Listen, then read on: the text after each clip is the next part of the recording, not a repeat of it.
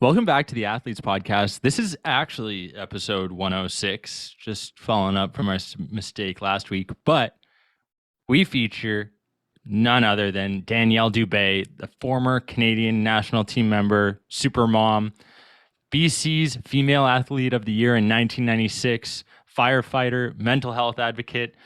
She is just an absolutely incredible human being, athlete, individual. I have so much respect for what she does, both from a parent, human, athlete, every level possible. She has simply been able to do it all. And I'm so excited for you folks to listen to this episode. Watch it if you're on YouTube. Don't forget to hit that like, subscribe button. Really makes a huge difference for us. We really appreciate it. But let's get to it. Episode 106 featuring Danielle Dube. Here we go. Danielle Dube, thank you so much for coming on the Athletes Podcast. I'm super excited to welcome the former Canadian national team member, super mom, firefighter, mental health advocate, you name it, she does it.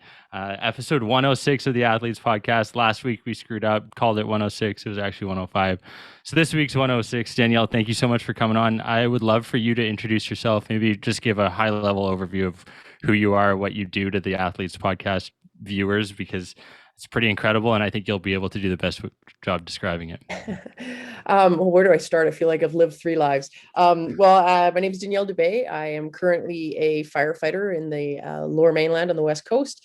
I played ice hockey for a living before becoming a firefighter, both with the women's national team as well as some minor pro in the men's leagues as a goaltender for about 6 years. And now I find myself heavily involved with the mental health for both first responders as well as retiring athletes. I'm starting to kind of lean into that a bit as well, having been a retired athlete myself. Yeah, remarkable stuff that you're doing. You're actually going to study that and like dive deeper. What are kind of some of your goals with that before we go to the athletic space? Because this is such an interesting and hot topic, between Carey Price, for instance, another Canadian goalie who's going through things. I believe he's coming back to his team actually this week. But, on that topic of mental health, PTSD that is so prevalent both between athletes as well as in the first responder, firefighter space. Could you maybe just elaborate on why you got into that and what kind of the root cause is? Yeah, for me, it was kind of by chance ending up going back to school when I was 36 years old. And I graduated with an undergrad in psychology, and then really at that point started working within the my fire department with building peer support teams and really focusing on the mental health of our members. There's a lot being done in the firefighting world. Our union at both the national, international, provincial, and local levels are really pushing to support the members in mental health. It's something that's been needed for years, so it's really nice to see. And in doing that, I realized that there's a really good opportunity there for someone who has the experience as a first responder. We've got all sorts of programs out there that have really reduced the stigma, and the helpers are actually asking for help, and they're okay with that now. But when they do reach out for help, is the help prepared to work with our culture and what firefighting is, because it is a very different culture. And so a lot of the guys would come back and be kind of shocked, like, yeah, I just can't find a counselor that fits. So having heard that so many times, I thought, what a perfect segue into possibly another career where I can continue to help people within the first responder world and become an actual registered clinical counselor who has experience in the field itself. So that's really got me focused on that. And then I'm also an associate member with the Canuck alumni. I do play a lot of charity games with them, and that's kind of segued into building some mental health programs with them as well, because there is a huge need in professional sports, especially through retirement was the big focus. But we're starting to see now at all points of a career, if you have the knowledge and it's part of the conversation, then it's the norm. It's the stigma is being reduced in all walks of life, and it's great to see that we're seeing that in professional sports now as well. Yeah, Riley Sheehan, episode 101, actually brought up mental health as well. He's a huge advocate and trying to break down that stigma as well. So kudos to you for doing those incredible things on top of everything else that you already do in your spare time. It's incredible. I want to bring up a point. You mentioned the guys when you were referring to the firefighters, because it is such a male dominated industry.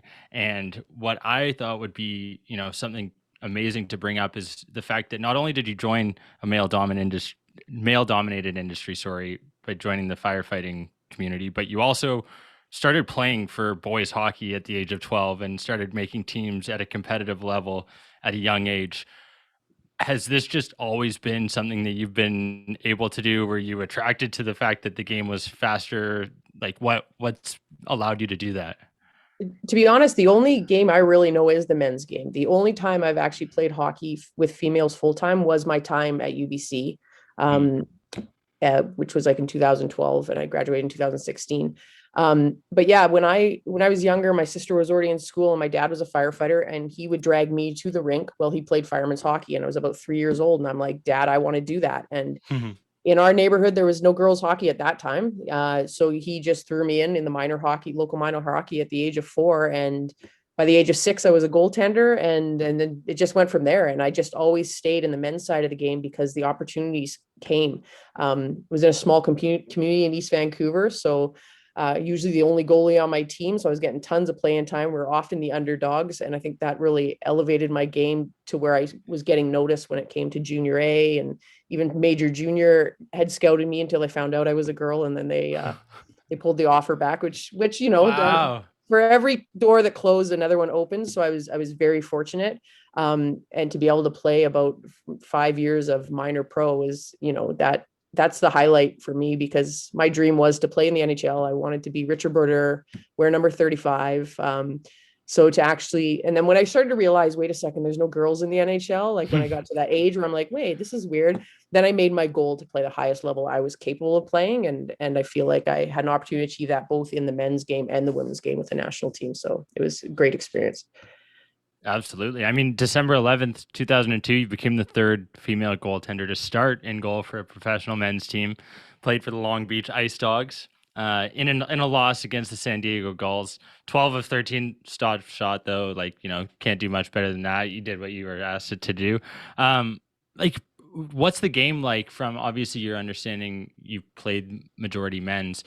You played some minor pro both in the US and Germany. Like, differences overseas compared to in North America, men versus women. Like, I'm very interested on how you've been able to navigate this space, being as tenured as you are within the sport of hockey. Obviously, you playing it your whole life. I'm sure you probably strapped on the pads in some Richmond men's Monday morning hockey events. Like, how Yeah. have you been able to navigate these seas?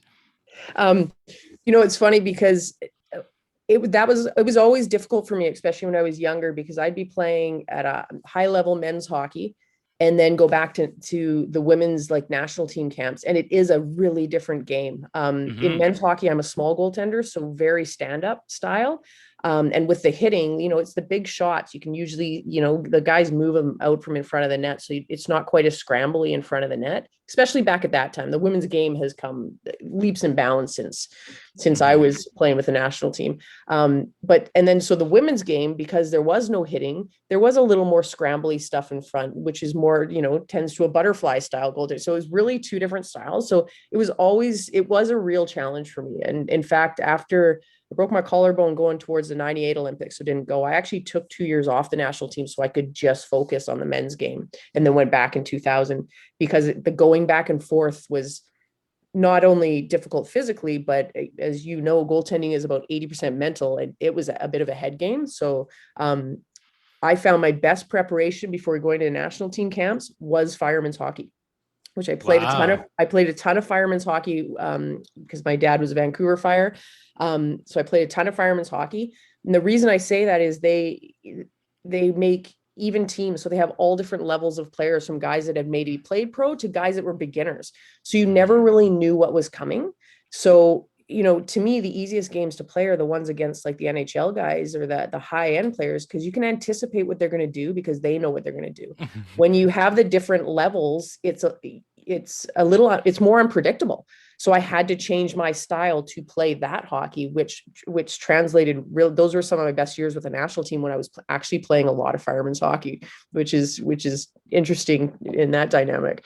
But then you know what, I retired. I've retired twice. I retired once because I got pregnant. I have two kids. They're teenagers now, but at the time I was like, oh, okay, well, I'm 28. It's time to move on and find a career anyways. And I had my son. Um, so that was good. So I didn't play hockey for almost 10 years when I got pulled out of retirement to play at UBC. And that was probably the best thing for me to transition to women's hockey because I hadn't played in so long. It was like you didn't have to teach an old dog new tricks. It's almost Mm. like, the basic skills were obviously still there from years of playing, but I was able to build my game more around the women's game of that at that time. Well, I'm sure there's going to be a couple firefighters listening to this episode, and I'm sure they're going to feel very good after hearing that their that their hockey skills contributed towards your best years. At the age of 36, to play varsity hockey for Yeah. UBC, the Thunderbirds, like how was that as an adjustment? Because I'm sure playing with a bunch of old men firefighters is one thing, and then you go and completely flip the script and start playing varsity hockey for the women's UBC team. So like Like tell me 18-year-old kids. yeah, like what was that like and how did you balance you go from, having beers afterwards to drinking Powerades with the gals? Like what was the Oh, those change? girls aren't that innocent, I'll tell you that much. Yeah. Yeah. um yeah, no, it all happened kind of, it was, I don't even say luck. It was almost kind of a joke, actually. The national team had started trying to get alumni to come back and do some coaching stuff. And so I went back as a goalie coach and did a couple camps with the national team. And we did an international camp in Finland. And Danielle Dube, who I played with on the national team, was coaching with Team Canada still. And she suggested that I approach UBC. They had a new coach that year and to do some coaching because I could coach, in between work and stuff like that. And then when the national team camps, I'd go fly out and do those. And then Haley Wickenheiser was there and she just jokingly said, no, you should play instead because then I won't be the oldest in the league because I think I'm like a year older than Haley.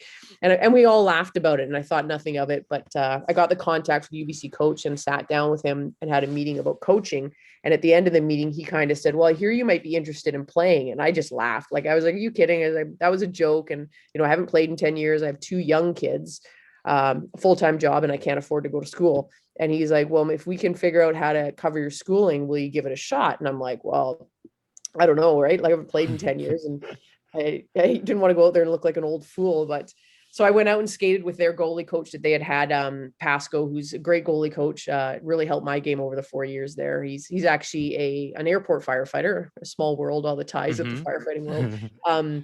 Went out with one skate with him and he's like, yeah, no, I think you should go to camp. So I was like, okay. So I went to camp and that was it. I was going to play the 1 year and just kind of be like, oh, tick, varsity athlete, did that. That's kind of cool. But we had such a good year that year. They had won, I think, one game the game year before. And they had a new coach that came in, the new recruits that came in, and then adding, I think, maybe just the experience of myself coming in. We ended up winning the West for the first time in, well, I think UBC history, men's or women's, and we went to nationals that year. But so it was just such a great experience, and it balanced well with my kids. Like, I was able to drop my kids off. It was the year my daughter, my youngest, started full day kindergarten, so I was able to drop them off at school in New West, drive to UBC, practice, take one course, drive back and pick them up and be a mom again, and then study till the wee hours in the morning. And with a job like firefighting and shift work and the way our schedule works, I was able to balance all that too. So it actually balanced well in that first year. My kid's dad, he was really supportive on when I would go on the road for the road trips, which were just kind of the weekends, the Friday, Saturdays. So it actually worked out so well that I thought, okay, I can get a degree out of this. And I was really enjoying school. I've always kind of been a lifelong learner and I really enjoyed the school aspect of it. So it balanced really well. And it was a great 4 years. But yeah, it was different being kind of the old lady in the dressing room. I think that was probably arguably one of the greatest turnarounds in Canadian inter-university sport history, like that 2012-2013 year for Canada West, which is crazy. You obviously being a big part of that. I can't even imagine how many shifts you owed at a certain point throughout the times you're juggling night shifts, weekends, evenings. Like super impressive. Does that come from just extreme time management? I'm always curious when I talk with athletes. Typically, they are extremely diligent with their time management. I think you probably take that to a next level. Is there any tips, tricks, insights that you can provide to the next generation of athletes as far as how you've been able to handle balancing like 12 spinning plates?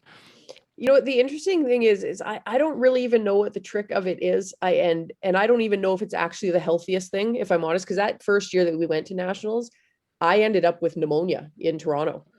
I Oh, ended up in the hospital the entire time and didn't play a game. That right there is a great sign of burnout, So, and the fact that I actually function better when I have all those plates spinning is speaks to the mental health of things, because when I have nothing going on, my mind works way too much. mm, So keeping myself busy is kind of how I don't want to say self-medicate, but kind of self-medicate in some sense. And I've learned that through my schooling and trying to make a better balance for that. So I think balance is the biggest key. If you have all those things going, is making sure you're making time for all those different areas in your life, especially your physical health as well as your mental health. so in a interview that I saw Global BC News do in 2012, 2013, I believe, you were involved in a movie called Lace Bite, Yes. where you and 40 other women participated in what was the longest game of hockey ever conceivable at something ridiculous like 243 hours. Do I have It was that like it correct? was 10 days. It's 10 days. It was Like, 10 days. Yeah. We went, like, I think we went, gosh, how many minutes we went past? The last Guinness Book of World Record game, we went a certain number of minutes past that. so maybe Jordan can find it here, but ridiculous numbers to say the least. Can you try and explain how painful that felt coming off the ice, trying to sleep for 5 minutes in between shifts, what the emotions were like on that ice surface? Like, give us the insights. It was really cool. I actually ended up playing out for that. I played the first shift in net, and then Yeah. but I told him, I'm like, I can't, like, the level of hockey was from almost real beginners to just like kind of your women's leagues hockey in Vancouver, and to be in net for that many, it would have been I just wouldn't have been enjoyable for me. And I love playing Yeah. out when I have a chance to. So I ended up Okay. playing out. And it's funny, a lot of the girls, we did some training before it started, to be physically fit. So we were doing these kind of train things with these trainers. And the one thing nobody thought of was the blisters, your feet, to look after your feet. Hmm. That was the number one injury of the entire thing, let alone like the exhaustion of it all. But it was such a great setup. We had, I think it was Delta Hotels had a chef there cooking for us the entire time. We were camped out in the back parking lot of 8 rinks. We couldn't leave. There was all the Guinness Book of World Records rules. Couldn't Hmm. leave. You were there, had to stay unless it was a medical emergency.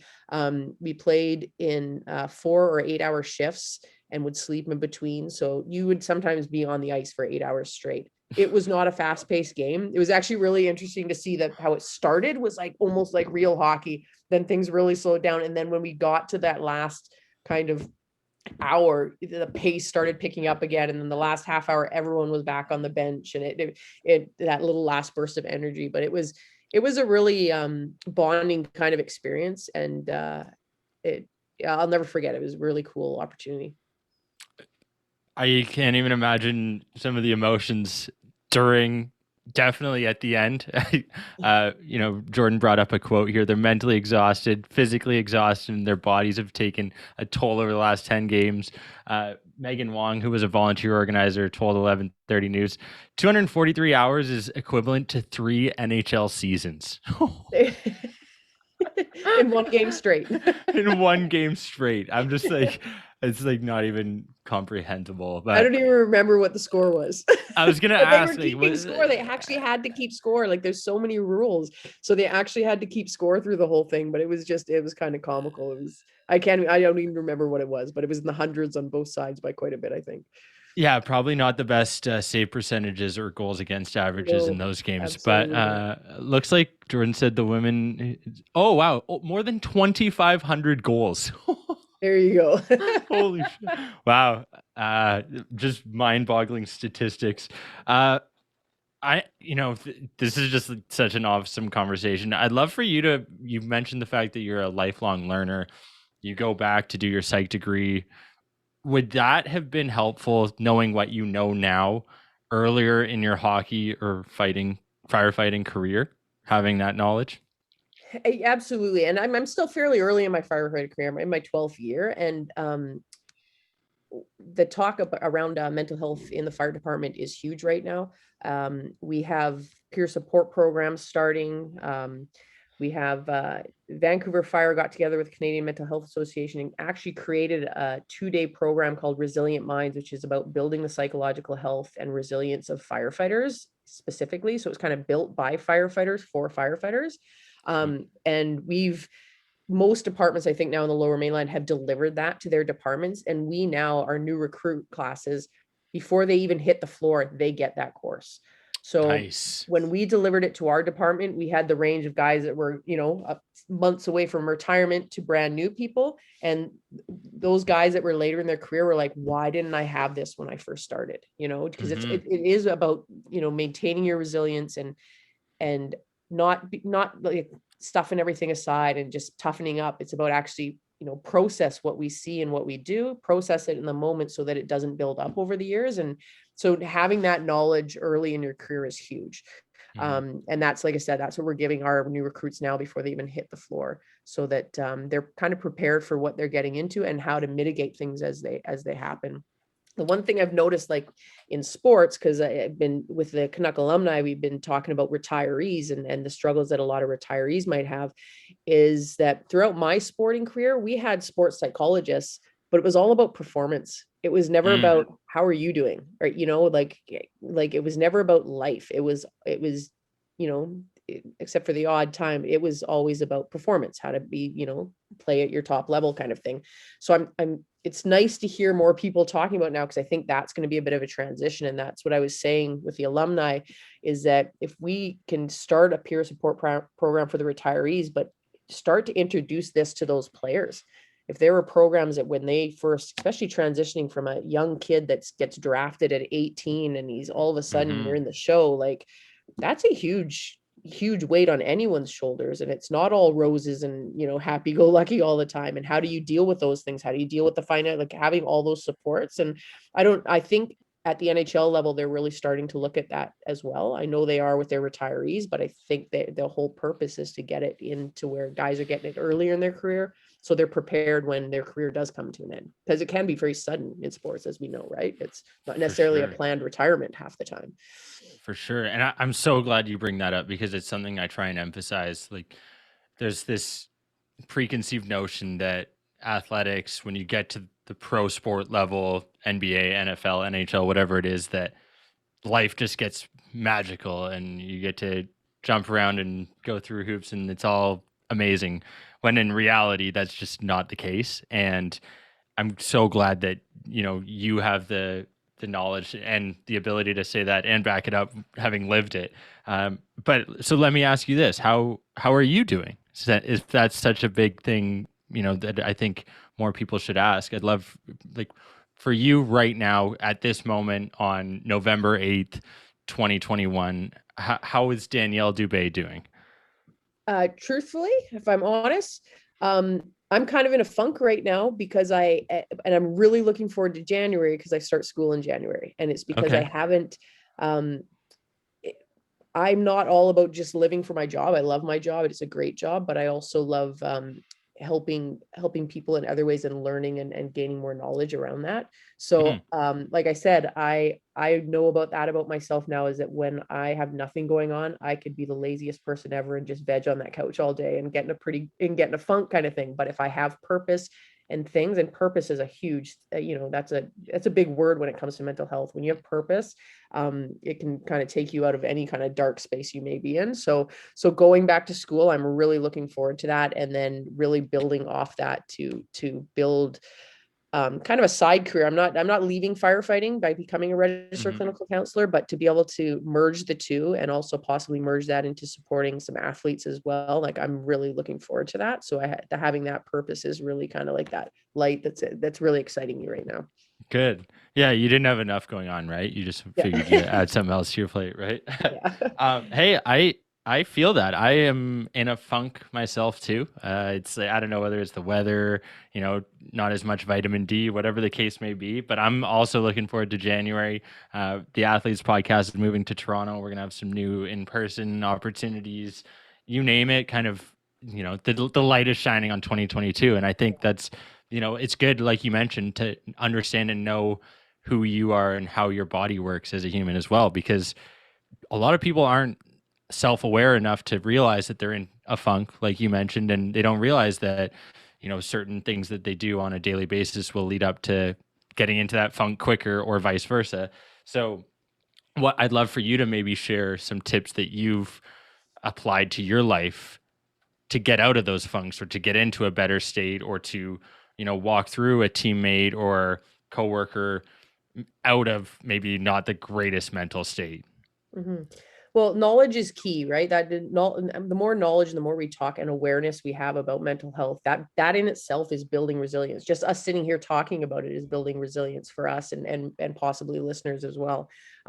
So awareness to me is a big word, because self-awareness, number one, to know ourselves, but also sharing that with others, whether it be family members or close friends, so they have an understanding to where often it'll be them that recognize it before most people recognize themselves when they're in a funk, and having the courage to be able to say, hey, how are you, kind of thing. And that's what we're really pushing in the fire department, is not to be afraid to ask how people are doing, and really being aware of how people are feeling around the hall, or around certain calls and stuff like that. So I think just that awareness. And there's always like the typical things, like eating healthy, and that's big for me. If I can tell when I'm kind of off track, is my eating kind of goes by the wayside. I'm not going to lie, COVID for my drinking habits have been horrible. Like Mm. I was always a social drinker. So I would either go out and meet a friend and have a drink, or, go out to a little brewery and have a drink, but never really at home. But when COVID hit, and I think a lot of people have said this, like all of a sudden I'm drinking at home, which was not really a norm for me before. Mm. So that's something that I really had to be like, oh, wait a second, this isn't normal, and getting back into that, a better space with that kind of stuff.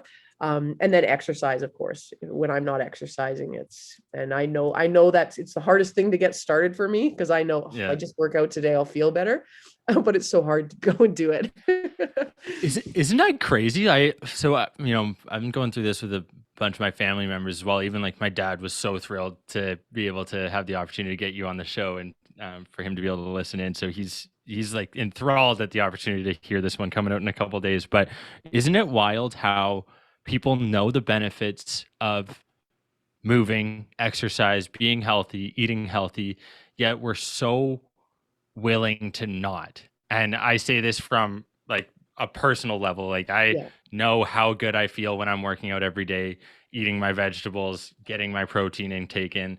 And yet every couple weeks or whatever it is, I know that like I'm gonna might fall off the wagon occasionally. It's like, why do you do that to yourself? And there's so many people that are in the exact same boat.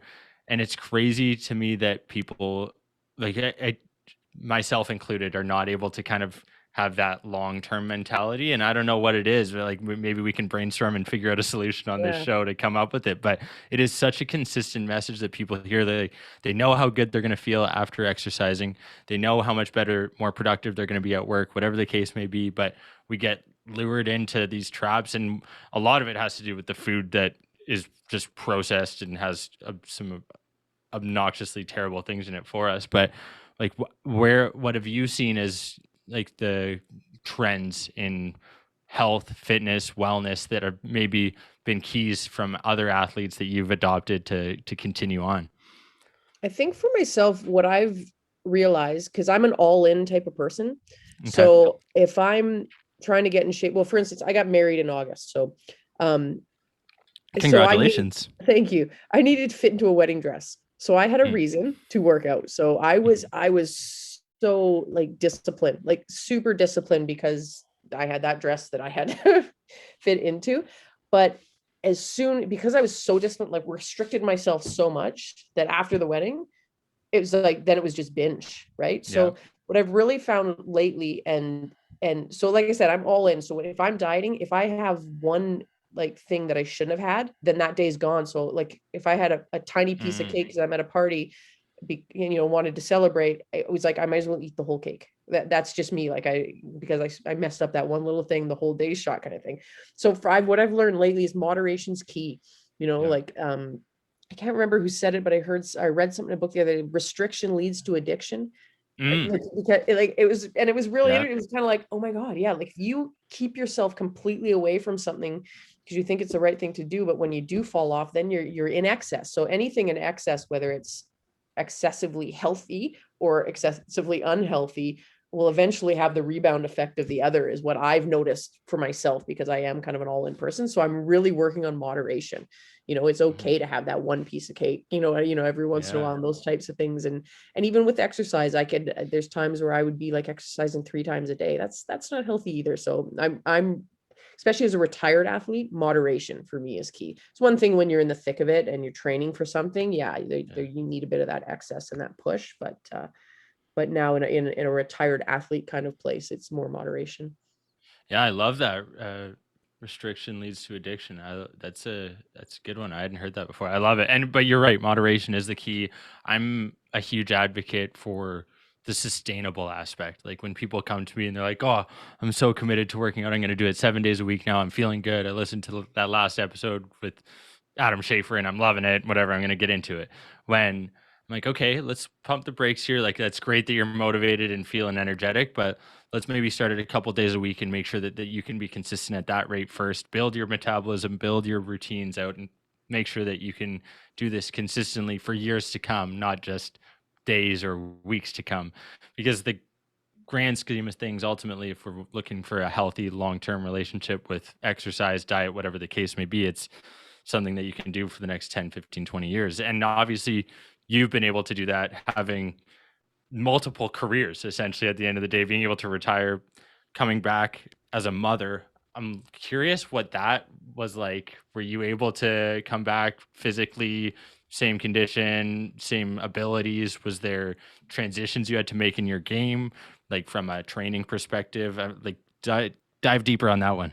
Yeah, it's interesting because after I had my son, and I think 6 months later I played in a charity hockey game, and I went Whoa. down and I made like a pad save, and my leg did not want to come back under me, and I'm like, oh my gosh, I have no core left. Like my core's gone after carrying a child and having a Hmm. baby. I also had a C-section too, so it was kind of like I didn't realize how much having a child had affected my body. Hmm. That being said, I had a second kid quite quickly. I wanted my kids close together, so they were only 18 months apart. And my whole point of that was, I don't want to work my butt off, get back in shape, and then have another kid and have to do that again. So I'm like, oh no, I'll just stay, get pregnant again, have another kid, and be done. And luckily, it worked out that way. So, and then I wasn't playing hockey after my second child. So other than a few charity games here and there. So for the getting back in shape, it was really to get hired as a firefighter. So I started to train to get my strength back in kind of a different way, not necessarily to play in net, but to physically be able to be a firefighter, which as a female, upper body strength is usually one of the largest weaknesses. So I had to focus more on that, where before I'm all leg based as a goaltender and skating and whatnot. So Hmm. so so I started training for that. And then I was probably in the best shape of my life when I got hired in 2010 as a firefighter, probably better shape then than I was when I played hockey, to be honest with you.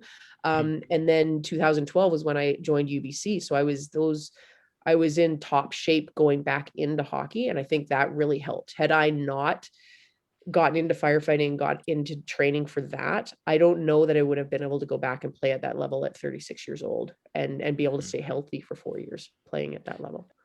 And it probably made it a little easier having, 15 teammates that were pushing you that are, 10, 15 years younger. That, at least you had the advantage if they went out on a big student night, right? Or were you Yeah. attending with them?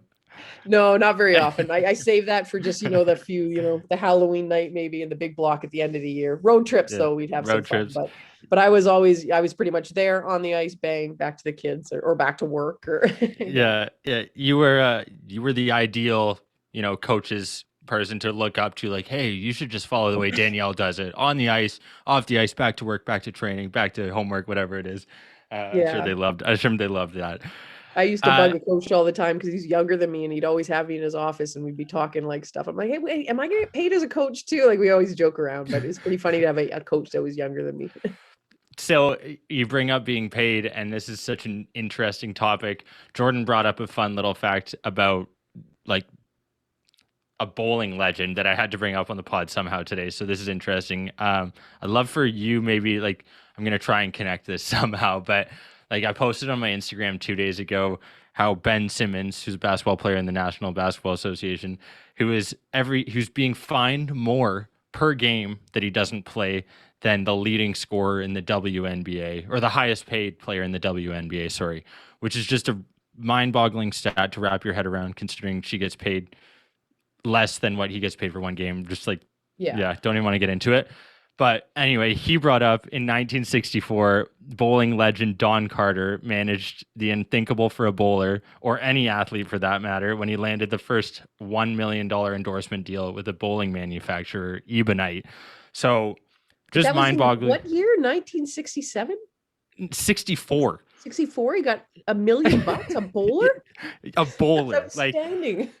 right? I was like, okay, we have to figure out a way to tie it in. So I did a botched job of doing that. But no matter what the case, Jordan, I think you got to figure out what $1 million in 1964 would be worth right now, because that's just astronomical to begin with. But then when you tap into the fact that it's a bowler, I guess it was a big thing back in the day. You bowl, or you just playing the guitar and drinking beer? Is that, I'm Yeah. assuming, based on the guitars and beer sweater. That's mostly my husband, and we have our hobby is actually going to breweries. Our whole honeymoon was based around breweries, but yeah, the music's more him. I do play the guitar, but I have zero. Actually, I would trade all my athletic ability to have his musical ability.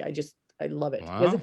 it's a lifelong thing, right? Like eventually you can't be out there stopping bucks anymore. I You got to mean, pick up the golf clubs maybe next. that's true too. I don't mind golfing. We Yeah, do golf every once in a while. That's something I'd like to put more time into that. See, I'm yeah. too busy doing the school and stuff to really get into those hobbies, but they're definitely things that in time, when I have more time, for Right. sure. Yeah. I think you're doing all right. I don't know whether I'd give up your athletic abilities. But Jordan just mentioned this one. I guess 4 years before Carter's landmark agreement, the best professional golfer, Arnold Palmer's manager, who actually is brought up in this book, Players, that I am now bringing up for some reason. But anyway, he was sorry. Arnold Palmer's manager could muster 5,000 per year for a global deal with Wilson Sports. In 1968, Super Bowl quarterback Joe Namath shaved off his mustache with a razor for 10 grand. Like, the fact that this Carter guy was able to make $1 million in the 60s bowling is just, I can't even wrap my head around. I'm losing it. People are probably going to be chirping the heck out of this one, but like, But it just does tie in. ridiculous. Yeah.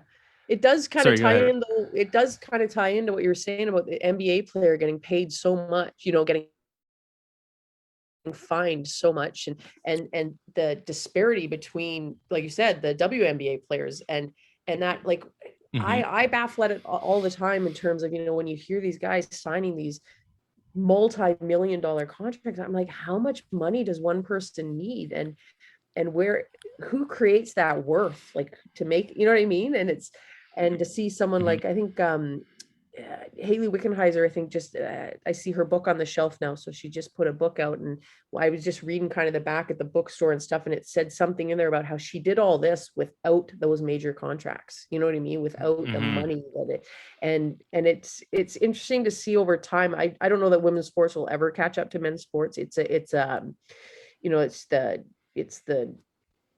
I don't know how to say it. It's there's just not going to be get the fan base, I think, is where it comes from, and the Mhm. marketing and all that kind of stuff.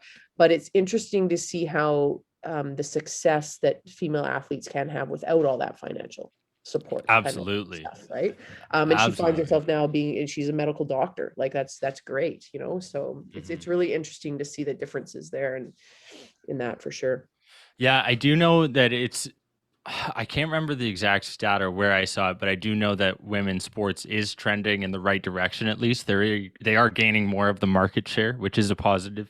Like you Mhm. said, I don't know whether it'll ever catch up to what the astronomical numbers that the men's has right now in any sport. It is ridiculous, some of the contracts that these guys are signing. A lot of it's, endorsements, like you said, TV deals, that it's the attention, right? And Yeah. that's what those guys are generating. And if they can figure out a way, I mean, I know Drake brought up maybe potentially bringing a WNBA team to Toronto. That would be huge for the sport of women's basketball. But just, again, astronomical numbers. You'll think of 1 million back in 1964 for Mr. Carter bowling. It's 8.8 million equivalent now. So he'd be a first liner in the NHL making No that amount of doubt. Yeah. cash. Uh, Yeah. just ridiculous. I can't even wrap my head around it. Anyway, Danielle, I could probably ask you a million questions and talk hockey, specifically the sport of goaltending, forever.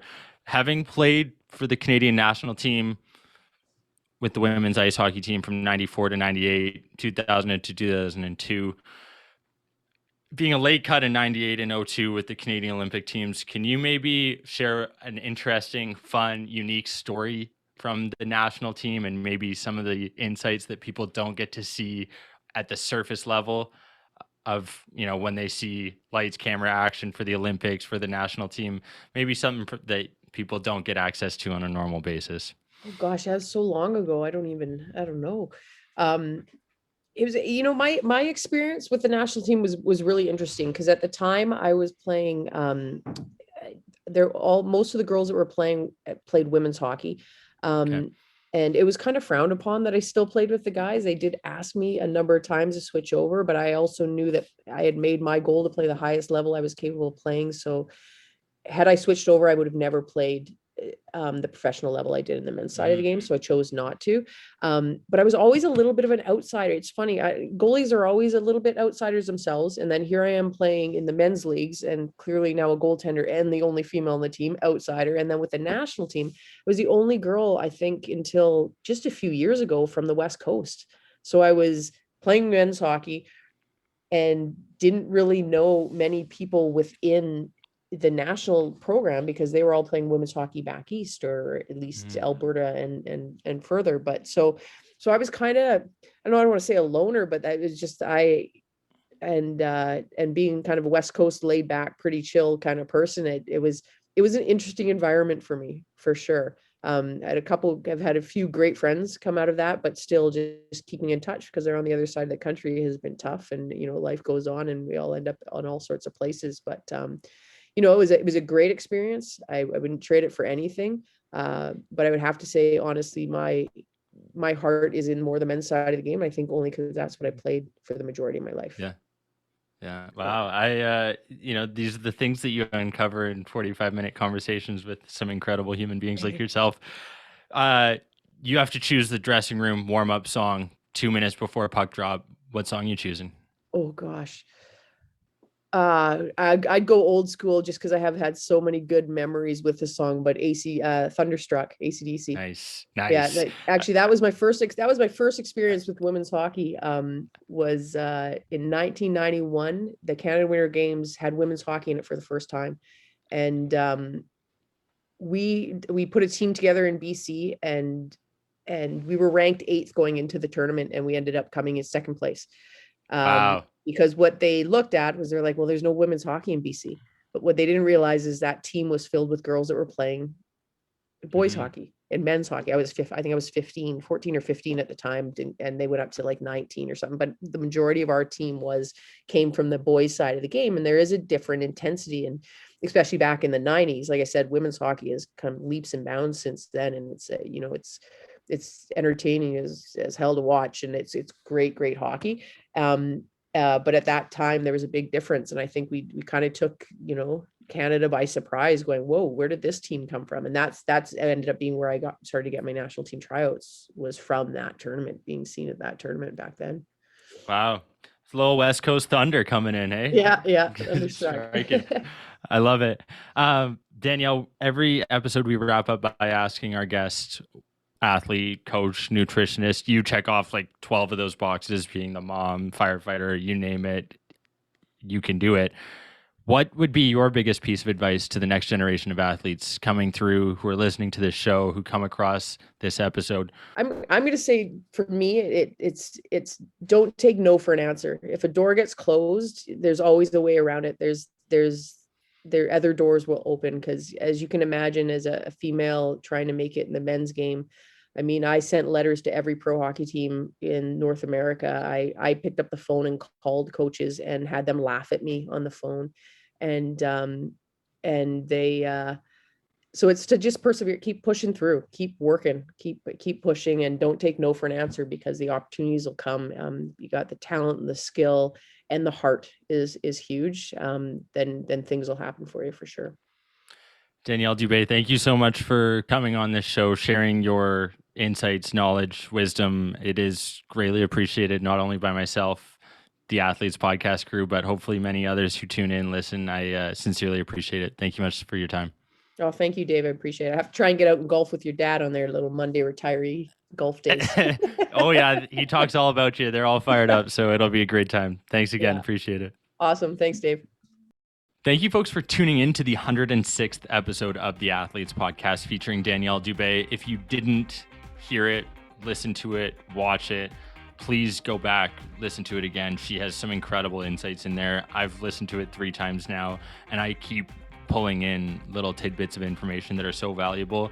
Even her going back, calling, sending letters to all of these coaches, teams, getting laughed at. If you didn't take that last piece of advice of being able to go after it, don't take no for an answer. Please do so.